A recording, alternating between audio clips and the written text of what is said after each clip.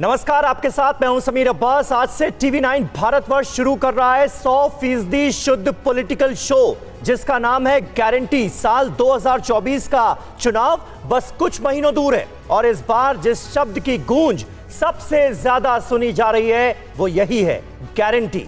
Guarantee सरकार बनाने की, गारंटी सरकार ना बनने देने की, गारंटी जनता को लुभाने की, गारंटी जनता को झूठे वादों से बचाने की। और अब हम भी आपको गारंटी देते हैं कि 60 सेकंड की हर रिपोर्ट में आपको राजनीतिक खबरों का सच और इनसाइड स्टोरी पता चल जाएगी। तो चलिए बिना वक्त गवाए मेरे सहयोगियों के साथ शुरू करते हैं गारंटी 2024 का मेगा बुलेटिन।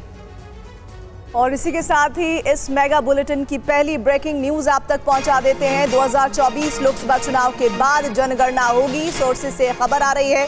जनगणना के बाद जानकारी ये कि परिसीमन कमीशन का गठन होगा और सोर्सेज ये भी बता रहे हैं कि 2029 लोकसभा चुनाव से पहले महिला आरक्षण लागू हो सकता है। यानी कि 2024 नहीं, 2019 तक का लंबा वक्त लगेगा जब महिला आरक्षण लागू हो सकता है। परिसीमन में दक्षिण राज्यों की चिंता की जाएगी, ये भी सोर्सेज से खबर आ रही है। आनंद हमारे साथ, हमारे सहयोगी जुड़ रहे हैं। आनंद, 2024 चुनाव सर पर है। जिस तरह से सरकार इस महिला आरक्षण बिल को लेकर बातें कर रही है, लेकिन सोर्सेज ये बता रहे हैं कि जो परिसीमन की प्रक्रिया है वो पूरा होते होते ये पूरा मामला 2029 लोकसभा चुनाव तक पहुंच जाएगा। और क्या जानकारी आ रही है?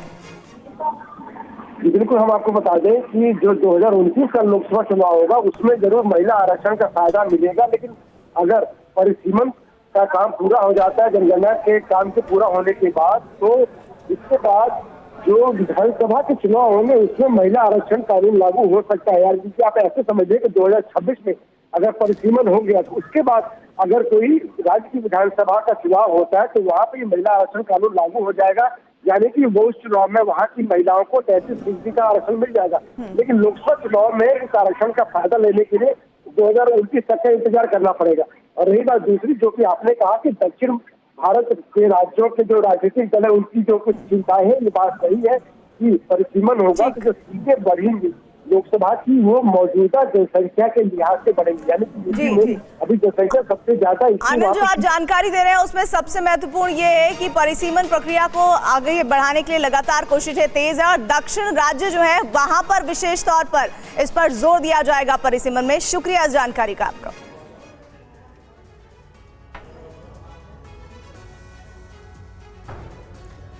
लोकसभा में महिला आरक्षण बिल पर चर्चा जारी है और आज इसी मुद्दे पर बोलते हुए केंद्रीय मंत्री स्मृति ईरानी ने विपक्ष पर जमकर शब्द बाण चलाए। इस दौरान उन्होंने दावा किया कि पीएम मोदी ने महिलाओं के हक की गारंटी पूरी की है। यह आरोप लगाया गया कि आप ओबीसी और मुस्लिम रिजर्वेशन क्यों नहीं देते। मुझसे ज्यादा अनुभवी लोग जो वर्तमान में बिना माइक के और पीठ की परमिशन के दांत चबा चबा कर बोल रहे हैं, उनको शायद इस बात का आभास नहीं कि संविधान में धर्म के आधार पर आरक्षण वर्जित है।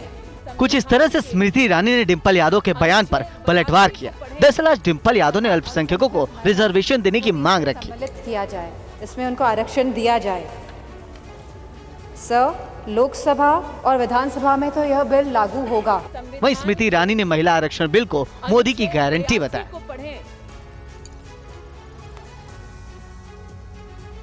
लोकसभा में स्मृति ईरानी ने कविता के जरिए कांग्रेस पर महिला आरक्षण बिल को लेकर हमला बोला। देखते हैं स्मृति ईरानी ने क्या कहा।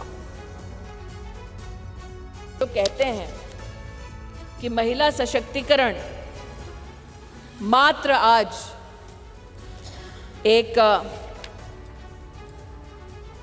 चुनावी मुद्दा है। उनसे कहना चाहती हूं, नरता का आदर्श तपस्या के भीतर पलता है, देता वही प्रकाश आग में जो अभित जलता है। आपने नरेंद्र मोदी जी पर कई आक्षेप किए, राष्ट्र के नवनिर्माण में, चाहे वो मेक इन इंडिया हो चाहे वो धारा 370 को हटाने की बात हो, हर विषय पर, जीएसटी पर भी न सिर्फ व्यवधान किया बल्कि व्यवधान के बाद जब इस सदन ने उन कानूनों को पारित किया तो आप एक्सटर्नल ऑर्गेनाइजेशंस के माध्यम से कोर्ट में चुनौती देते गए, कोर्ट में भी हारे, पीपल्स कोर्ट में भी हारे। कांग्रेस संसदीय दल की अध्यक्ष सोनिया गांधी ने आज संसद में नारी शक्ति वंदन अधिनियम का समर्थन किया, लेकिन उन्होंने इसी के साथ ही मांग कर डाली कि महिला आरक्षण में ही SC, ST, OBC महिलाओं को रिजर्वेशन दिया जाए।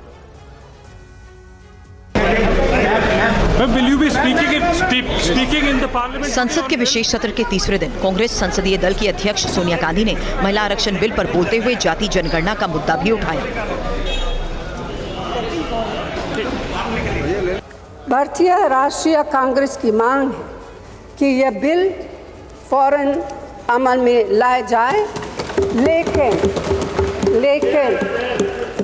लेकिन इसके साथ ही कास्ट सेंसस कराकर schedule caste, schedule tribe, OBCs की महिलाओं के आरक्षण की व्यवस्था की भी जाए। सरकार को इसे साकार करने के लिए भी जो कदम उठाने की ज़रूरत है वह उठाने ही चाहिए। और लोकसभा में महिला आरक्षण बिल पर बोलने के दौरान सोनिया गांधी ने देश के पूर्व प्रधानमंत्री राजीव गांधी को भी याद किया। उन्होंने दावा किया कि संसदीय लोकतंत्र में महिलाओं की भागीदारी तय करने की गारंटी का कदम सबसे पहले राजीव गांधी ने ही उठाया था। दफा स्थानीय निकायों में स्त्री की भागीदारी तय करने वाला संविधान संशोधन मेरे जीवन साथी राजीव गांधी जी ही लाए थे। उन्होंने लाए थे जो राज्यसभा में 7 वोटों से गिर गया था। बाद में प्रधानमंत्री PV नरसिम्हा राव जी के नेतृत्व में कांग्रेस सरकार ने ही उसे पारित कराया।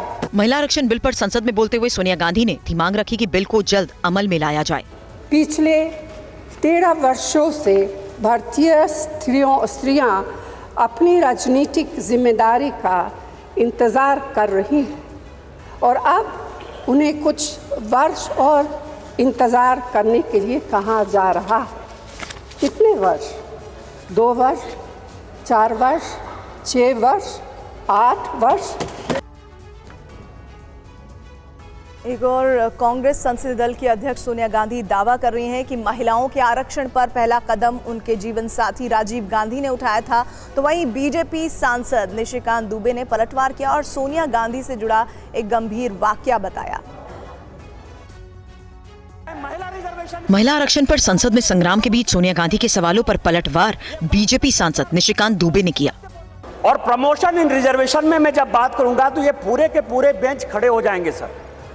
यही वी नारायण स्वामी बिल को पेश कर रहे थे। समाजवादी पार्टी के यशवीर सिंह शेड्यूल कास्ट थे सर। यही यशवीर सिंह यहां पार्लियामेंट में उस तरफ से गए, वी नारायण स्वामी का उन्होंने बिल खींच लिया। इस पार्लियामेंट में इसी लोकसभा में सर सबसे पहले बिल में यदि उसका कॉलर पकड़ने के लिए कोई आया तो यही मैडम श्रीमती सोनिया गांधी जी थे सर। और नीरज शेखर वहां खड़े थे, मुलायम सिंह यादव बाहर थे और मैं वहां से कूद कर टेबल पर आया और मैंने कहा कि आप यहां की तानाशाह नहीं हैं, आप यहां की रानी नहीं हैं, इस बेल में आप मारपीट नहीं कर सकती हैं। और इनके जो इतने लेफ्टिनेंट थे बिलास बुतेवार से लेकर सबों ने उनको पीटा। और AIMIM चीफ असदुद्दीन ओवैसी ने अब महिला आरक्षण का बिल का विरोध किया है। ओवैसी ने कहा कि महिला आरक्षण बिल में मुस्लिम महिलाओं और OBC का जिक्र क्यों नहीं।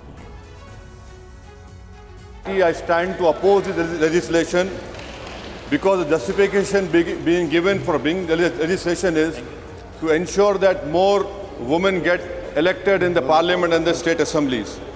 If that is the justification, why is that justification not being extended to the OBC women and to the Muslim women, sir? Where the representation in this August House is minimal, very less. Secondly, sir, we know that Muslim women are 7% of the population, but in this Lok Sabha, their representation only 0.7%. We know for a fact that the annual dropout rate of Muslim girls is almost 19%, while it is 12% for other women. Sir, nearly half of the Muslim women are illiterate. This Modi government wants increased representation for Savarna women. They don't want representation for OBC women and for Muslim women, sir. It is a deceive. You're deceiving the Muslim community by denying them this quota in this women reservation, sir. नारी शक्ति वंदन के जरिए मोदी सरकार भविष्य में महिलाओं की तरक्की की गारंटी का दावा कर रही है। उधर मांग अब अल्पसंख्यक महिलाओं को आरक्षण तक पहुंच चुकी है। उत्तर प्रदेश के मैनपुरी से समाजवादी पार्टी के सांसद डिंपल यादव ने ओबीसी के साथ साथ अल्पसंख्यक महिलाओं के लिए भी आरक्षण की मांग कर दी।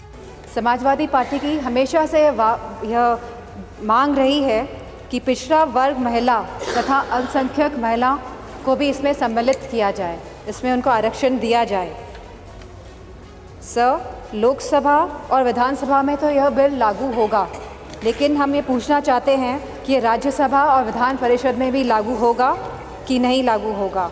डिंपल ने जातिगत जनगणना और परिसीमन की समय सीमा तय करने की मांग की। डिंपल ने कहा कि पीएम के साधना से सिद्धि प्राप्त करने का विजन तभी पूरा होगा जब आरक्षण में महिलाओं को पूर्ण अधिकार मिले, और असली साधना तभी होगी जब हम महिलाओं को उनका पूर्ण आरक्षण देंगे, जब हम ओबीसी महिलाओं को इसमें इंक्लूड करेंगे, जब हम SC ST महिलाओं को इसमें इंक्लूड करेंगे और जब हम अल्पसंख्यक महिलाओं को भी इसमें इंक्लूड करेंगे, सम्मिलित करेंगे। क्योंकि प्रधानमंत्री जी खुद 3 तलाक की बात करते हैं, तो मुझे पूरा भरोसा है कि इसमें अल्पसंख्यक महिलाओं का भी मान और पक्ष रखा जाएगा। ओबीसी महिलाओं के अधिकारों की गारंटी को लेकर सियासी घमासान मचा है। लोकसभा में केंद्रीय मंत्री अनुप्रिया पटेल ने कहा कि उन्हें भरोसा है मोदी ओबीसी महिलाओं की गारंटी पर जरूर विचार करेंगे। कि महिलाओं को अगर हम देखें तो महिलाएं एक जैसा ग्रुप नहीं है, एक होमोजेनस ग्रुप नहीं है। महिलाएं एक हेट्रोजेनस ग्रुप है, क्योंकि महिलाएं अलग अलग पारिवारिक पृष्ठभूमि से आती हैं, अलग अलग इनकम लेवल से आती हैं, अलग अलग जाति धर्म संप्रदाय से आती हैं, और उनकी जो लिटरेसी लेवल्स होते हैं, जो उनकी शिक्षा का स्तर होता है, वो भी अलग अलग होता है। और हमारी जो सामाजिक संरचना है उसमें जो हमारे पिछड़े वंचित समाज से आने वाली महिलाएं हैं, निश्चित रूप से वो हाशिए पर हैं और उनके लिए चुनौतियां अलग किस्म की हैं, उनके लिए चुनौतियां अधिक भी हैं, और इसलिए उनके लिए ज़्यादा संरक्षण की मांग भी समय समय पर होती रहती है। हमारी सरकार के बारे में मैं ज़रूर कहना चाहूँगी कि मोदी जी के नेतृत्व में ओबीसी के हितों को साधने के लिए कई ऐतिहासिक फैसले इन 9 वर्षों में हुए हैं, और एक सहयोगी दल की नेता होने के नाते मुझे पूरा भरोसा है कि हमारे पिछड़े वंचित समाज से आने वाली महिलाओं के अधिकारों को संरक्षित करने की दिशा में प्रधानमंत्री जी जरूर कुछ ना कुछ विचार कर रहे होंगे, और इसको सुनिश्चित करने के लिए भी कोई काम जरूर करेंगे। और वहीं बीएसपी सुप्रीमो मायावती ने महिला आरक्षण पर कहा कि अगले कई चुनावों तक महिलाओं को आरक्षण नहीं मिल पाएगा। गारंटी 2024 में देखिए मायावती के रुख पर यह रिपोर्ट। SC ST को जो आरक्षण दिया जाए तो उसे वर्तमान में लागू आरक्षण के अतिरिक्त दिया जाए, यानी कि जो पहले से इनको SC ST को जो आरक्षण मिल रहा है तो जो इनको 33% SC ST की महिलाओं को जो आरक्षण देना है, तो अभी तक क्या इसमें व्यवस्था है कि जो पहले से इनको SC ST को मिल रहा है तो उसमें से 33% इनको दिया जाए महिलाओं को, और उसको 33% में जो अब लाया जा रहा है, इंक्लूड किया जा रहा है। इससे हमारी पार्टी सहमत नहीं है, बल्कि इनको ये आरक्षण अलग से दिया जाना चाहिए, 33% में दिया जाना चाहिए। इसके साथ ही देश की ओबीसी वर्गों की महिलाओं का भी इस महिला आरक्षण विधेयक में अलग से आरक्षण का कोटा सुनिश्चित किया जाना चाहिए। महिला आरक्षण बिल पर निर्दलीय सांसद नवनीत राणा ने कहा है कि इस बिल से महिलाओं का सपना पूरा हुआ है। कांग्रेस पर हमला करते हुए नवनीत ने कहा कि कांग्रेस ने 27 सालों तक इस बिल को पास क्यों नहीं कराया। गारंटी 2024 में देखिए पूरी रिपोर्ट। कांग्रेस पक्ष ने आज सोनिया गांधी जी ने समर्थन दिया। उन्होंने कहा ये सपना हमारा था, हमने ये बिल लाया था। तो मुझे उनसे भी एक प्रश्न पूछना है कि 27 सालों में अगर ये आपकी इच्छा थी, आपका सपना था, तो 27 वर्षों में आप ये पूर्ण क्यों नहीं कर सके? मोदी जी की सरकार को सिर्फ 9 वर्ष हुए।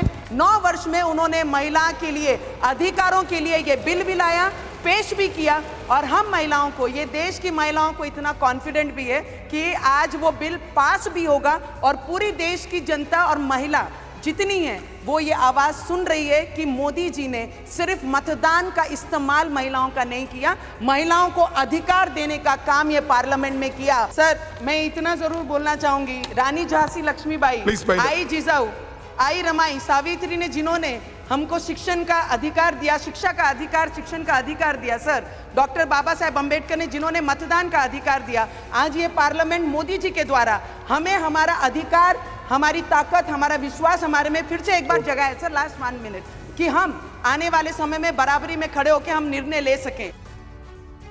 और लोकसभा में टीएमसी सांसद महुआ मोइत्रा ने आज शायरी के जरिए सरकार पर हमला बोला। कहा, सबसे पहले ममता ने आरक्षण की गारंटी दी थी, गारंटी 2024 में। ये रिपोर्ट देखिए। Mamata Banerjee and the Trinamool Congress have already walked the talk. We don't need to go on record to show this country that we support this bill. We have already sent more MPs than what this bill even envisions. Honorable Prime Minister, this is your moment to really show us all कि मोदी है तो मुमकिन है. Implement the reservation bill immediately based on today's voters list. Send 33% women to parliament. Send 33% women to parliament in 2024 from the BJP the way our party has done. Support us unreservedly. In conclusion, I can only echo the poet Rihanna Ruhi's words. दिल के बहलाने का सामान ना समझा जाए, हमको अब इतना भी आसान ना समझा जाए. हम भी लोगों की तरह जीने का हक मांगते हैं, इसको बगावत का ऐलान ना समझा जाए. लोक जनशक्ति पार्टी रामविलास पासवान के चीफ चिराग पासवान ने महिला आरक्षण बिल पर विपक्ष को जमकर घेरा. चिराग ने कहा कि इस पर सिर्फ राजनीति हुई है. गारंटी 2024 में देखिए ये रिपोर्ट. भीमराव अंबेडकर जो हमारे संविधान के रचयिता हैं सर, उन्होंने कहा था कि किसी भी समाज या किसी भी देश के विकास के मापदंड को अगर परखना है तो वहाँ की महिलाओं के विकास को आपको देखना होगा. हमारे देश से बेहतर उदाहरण क्या हो सकता है सर? हमारे देश के सर्वोच्च पद पर ना सिर्फ एक महिला बैठी है, बल्कि अनुसूचित जाति जनजाति से आने वाली वो महिला आज हमारे देश की राष्ट्रपति हैं. इससे बेहतर और महिलाओं के लिए क्या होगा सर? आज की इस तमाम चर्चा में 3 बातें बहुत मजबूती से सामने आई. एक कि इसमें देरी होगी, सेंसस आएगा, उसके बाद इसमें डिलिमिटेशन होगा, तब जाकर ये कानून धरातल पर उतरेगा. अगर देरी की इतनी ही चिंता विपक्ष को थी तो इन 27 सालों में क्यों नहीं ये कानून आ गया था? क्यों नहीं इस कानून को उस वक्त ले आया गया था जब इसी तथाकथित विपक्षी दलों के गठबंधन के कई नेताओं ने इसको रोकने का प्रयास किया, इसको सशक्त करने की आड़ में इसको रोका गया. अगर उस वक्त ये कानून आ गया होता तो आज जो बाकी की लंबित मांगे हैं सर, वो भी पूरी हो जाती. जम्मू कश्मीर के पूर्व मुख्यमंत्री उमर अब्दुल्ला ने भी महिला आरक्षण पर सरकार की मंशा को लेकर सवाल उठाए हैं. गारंटी 2024 में ये रिपोर्ट देखिए. जम्मू में कार्यकर्ताओं को संबोधित करते हुए उमर अब्दुल्ला ने महिला आरक्षण को लेकर मोदी सरकार को घेरा और कहा कि सरकार की मंशा ठीक नहीं है. उमर ने कहा कि जिस कानून के लिए महिलाओं को 10 साल तक इंतजार करना होगा, उसके लिए स्पेशल सेशन बुलाने की जरूरत क्या थी? बड़ी खामी ये है कि हमारी 50% आबादी जो हमारी महिलाएं हैं, उनको कम से कम 10 साल वेट करना पड़ेगा इस रिजर्वेशन को हासिल करने के लिए. क्योंकि इस बिल में अगर आप देखें तो ये कहा गया है कि इसके लिए पहले खसूसी डील ये होगा सेंसस के बाद नए सिरे से डिलिमिटेशन के बाद फिर ये लागू होगा. इसका मतलब ये है कि शायद 2029 से पहले तो कोई उम्मीद नहीं. साथ ही अब्दुल्ला ने पाकिस्तान से बातचीत की वकालत. उन्होंने कहा कि इसके लिए माहौल बनाना होगा. और अब आपको बताते हैं कि इस बिल को लेकर जेडीयू का रुख क्या है. जेडीयू सांसद ललन सिंह ने कहा कि इंडिया गठबंधन से सरकार घबरा गई है. ललन सिंह ने कहा कि सरकार की महिला आरक्षण लागू करने की कोई मंशा ही नहीं.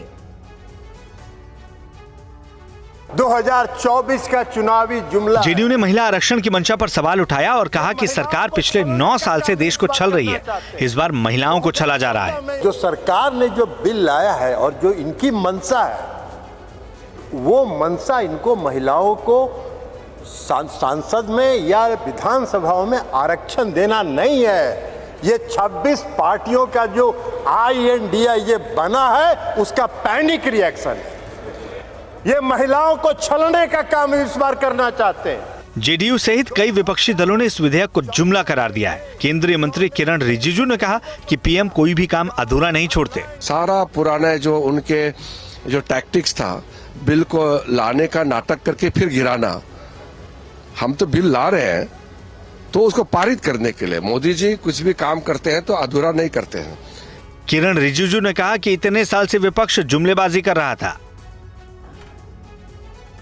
इधर शिवसेना शिंदे गुट की सांसद भावना गवली ने मंत्रिमंडल में भी 33% आरक्षण की मांग की है।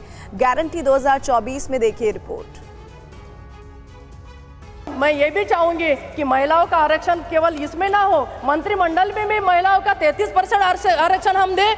हमारा वो भी महिलाओं का नहीं काम करना है। अगर महिलाओं को आगे बढ़ना है तो उसको एग्जीक्यूटिव भी रोल करना पड़ेगा। केवल वो आए बैठे बोले चली जाए, ऐसा होता था पहले, अभी नहीं होगा आगे। और इस प्रकार से महिलाओं के लिए खाली चर्चा करने का काम यहाँ पर हमारे प्राइम मिनिस्टर साहब ने नहीं किया, तो चर्चाओं के बाद में निर्णय लेने का काम यहाँ पर हमारे पंत प्रधान जी ने किया है। और मैं यहाँ पर ये बताना चाहूँगी, ये जो इंडिया इंडिया बोलते हैं सब लोग, तो ये इंडिया नहीं है, ये दल की एक गठबंधन है, दल। और दल में क्या आता है? कमल।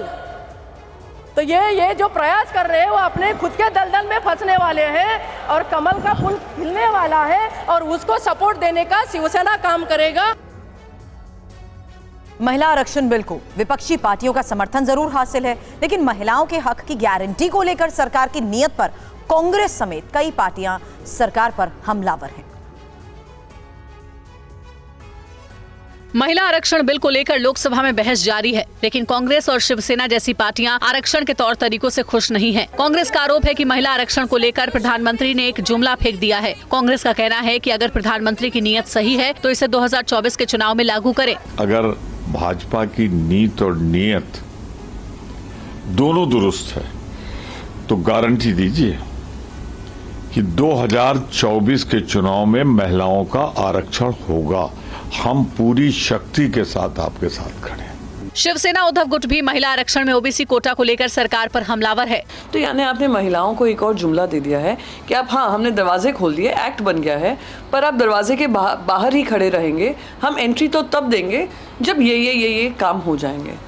तो ये जुमला है और दुखद है कि इतने ऐतिहासिक चीज़ को, जिसकी लड़ाई संघर्ष हम 30 साल से लड़ रहे हैं, जो हमें कॉन्स्टिट्यूशनली मैंडेटेड था, पर हमें डिनाई किया जा रहा है। महिला आरक्षण की मंशा को लेकर कांग्रेस ने मोदी सरकार पर सवाल उठाया है। आपने इसे महज शगुफा बताया है। गारंटी 2024 में 60 सेकंड में देखिए पूरी रिपोर्ट। विपक्ष महिला आरक्षण को लेकर सरकार की मंशा पर सवाल उठा रहा है। कांग्रेस अध्यक्ष ने इसे चुनावी स्टंट बताया और कहा कि सरकार पुराना बिल भी ला सकती थी।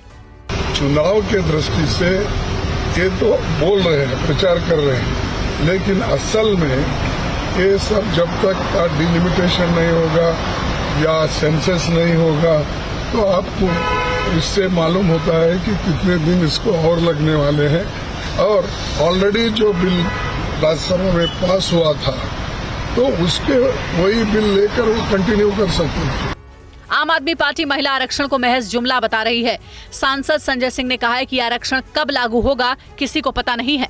ये निश्चित रूप से महिला आरक्षण बिल नहीं, ये महिला बेवकूफ़ बनाओ बिल है। और ये बात हम लोग इसलिए कह रहे हैं कि एक भी वादा नरेंद्र मोदी जी जब से आए हैं 9 साल से सत्ता में, एक भी वादा इन्होंने जमीन पे पूरा नहीं किया। ये एक और जुमला लेकर आए हैं। संविधान में सेकुलर और सोशलिस्ट शब्द को लेकर नया सियासी संग्राम शुरू हो गया है। कांग्रेस ने इन दोनों शब्दों को लेकर बड़ा आरोप लगाया है। कांग्रेस ने नए संसद भवन में मिली संविधान की कॉपी के साथ छेड़छाड़ करने का आरोप लगाया है। कांग्रेस नेता अधीर रंजन ने कहा है कि संविधान से सेकुलर और सोशलिस्ट शब्द गायब कर दिया गया है, लेकिन अंदर की मनसा अलग है, इरादा में खोट है।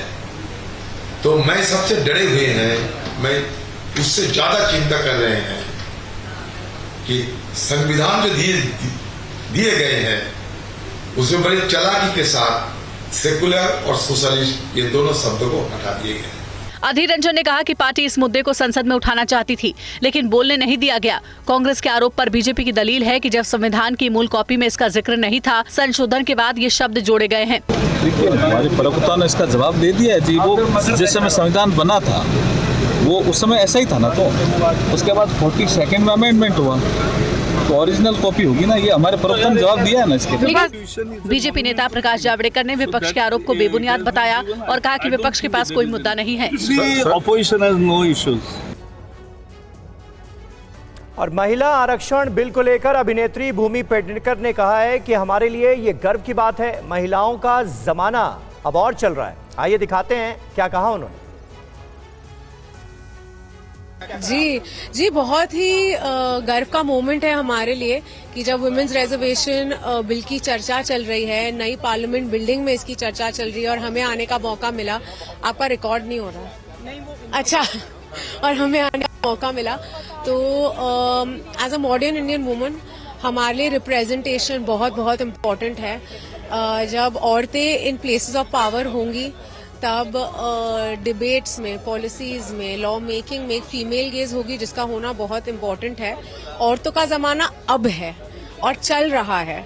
तो जैसा कि मैंने कहा, हमारे लिए बहुत ही ज्यादा गर्व की बात है कि हम हमारे कास्ट के साथ यहाँ आ पाए। बहुत सारी फिल्में आपने ऐसी की है जो कि महिला प्रधान ही फिल्में रही हैं जी। तो आपको लगता है कि अब जो है ये बहुत बड़ा सिग्निफिकेंट चेंज आने वाला है पॉलिटिकल एंड सोशली? जी बिल्कुल, क्योंकि ये हमारे लीडर्स हैं और जब इनसे मैसेज जाएगी तो ये मैसेज बहुत दूर तक जाएगा कि इक्वालिटी होनी बहुत जरूरी है।